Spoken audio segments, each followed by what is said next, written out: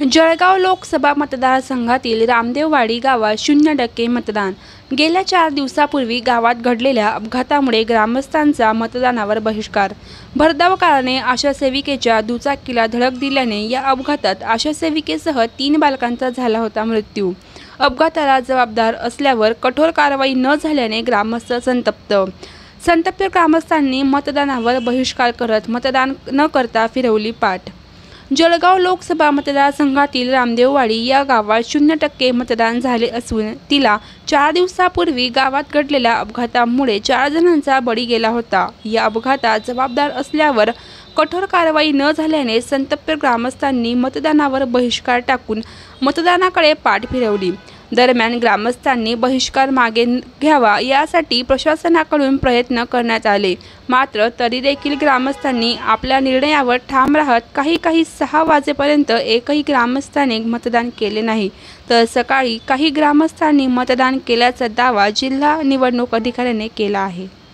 रामदेववाडी गावात पूर्णपणे हा बहिष्कार केलेला आहे। तर हा बहिष्कार कशामुळे केलेला आहे हे सर्वांना माहीत आहे। आम्हाला भारताच्या जो काही डेमोक्रेसी आहे त्याच्यावरती आम्हाला बहिष्कार करायचा नाही किंवा भारताच्या डेमोक्रेसीवरती अडथळा आणायचा नाही आहे, पण आम्हाला योग्य तो न्याय मिळावा हीच प्रशासन आणि वरिष्ठ अधिकाऱ्यांना आमची विनंती आहे। जे काही ॲक्सिडेंट झालेला आहे तो ॲक्सिडेंट नैसर्गिकरित्या ॲक्सिडेंट जर झालेला असता तर आम्ही ते गोष्ट मान्य केली असते, पण ते नैसर्गिक कृतीने ॲक्सिडेंट झालेला नाही आहे।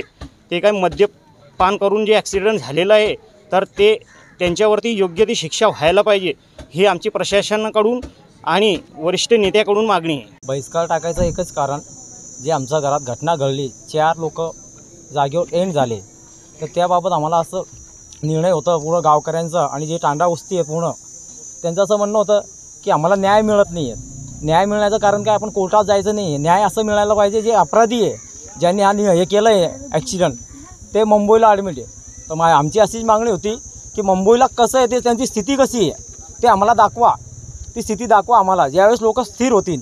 त्या ठिकाणी एक 4 दिवस पूर्वी एक आशा वर्करची मृत्यू ॲक्सिडेंटमुळे झाली होती। एक दुर्दैव घटना त्या ठिकाणी घडली होती। त्यांच्याबरोबर त्यांच्या परिवारचे लोकांची पण म्हणजे मुलांची मृत्यू झाली होती आणि धीरची मृत्यू झाली होती। तो यामध्ये त्यांनी बहिष्कार टाकले होते। त्याच्यानंतर त्यांना जो 2 मागण्या होती की आरोपी जो आहे त्याच्या ॲक्सिडेंटमध्ये त्यांची अटक करण्यात यावं रॅश नेग्लिजंट ड्रायव्हिंगसाठी, त्याच्यावर केस ऑलरेडी झालं आणि ते हॉस्पिटलला ॲडमिट असल्यामुळे त्यांच्यावर हल्ला झाला होता, त्यामुळे हॉस्पिटलमध्ये असल्यामुळे ते हॉस्पिटलला ॲडमिटेड आहे आणि ते जेलमध्ये आत्ता जाऊ शकत नाही क्योंकि ते हॉस्पिटलला आहे। माझ्याकडे त्यांची एक शिष्टमंडळ आली होती, माझी पण मीटिंग झाली। माझ्या बैठकीनंतर असं सांगण्यात आलं होतं की ते बहिष्कार मागे घेण्यात आलेला आहे। आज सकाळी काय मतदान झाली त्याच्यानंतर त्या ठिकाणी परत बहिष्कार झाली म्हणून जाहीर करण्यात आलेला आहे।